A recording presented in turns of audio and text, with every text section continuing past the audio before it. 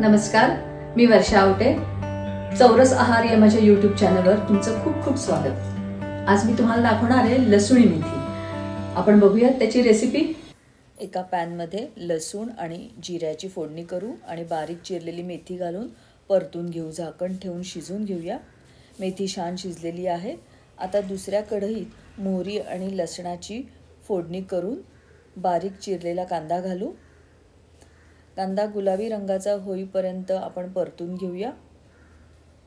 मग त्यात बारीक चिरलेला टोमॅटो घालून थोडं मीठ घालू आणि परतून घेऊ. टोमॅटो मीठ घातल्यामुळे टोमॅटो खूप छान परतला जातो.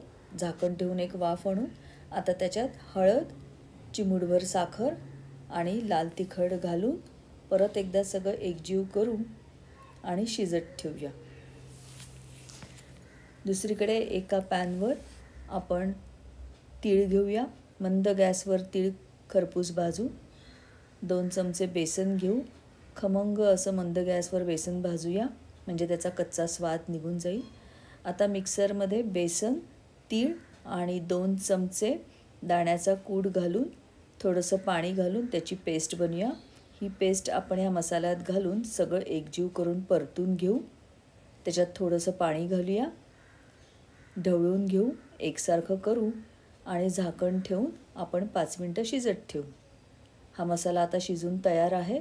त्यात मगाशी शिजलेली आपण मेथी घालूया. मेथी आता सगळी एकजीव करून घेऊ. स्वादानुसार त्याच्यात मीठ घालूया आणि ग्लासभर पाणी घालून मिश्रण एकजीव करूया आणि त्याला पण एक वाफ आणूया. 2च मिनटं ठेवूया. बघा, आपली लसूणी मेथी तयार आहे.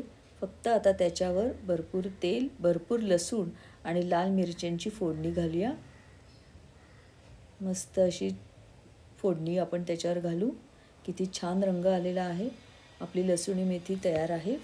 एका बाउलमध्ये आपण काढून घेऊया. सर्व करूया. लसूणी मेथी ही पोळी, भात, भाकरी कशाबरोबरही खायला छान लागते. आपण इथे पोळी घेतलेली आहे. थोडा कांदा घेऊया. कांद्याने छान चव येईल. अशा प्रकारे लसूणी मेथी तयार आहे.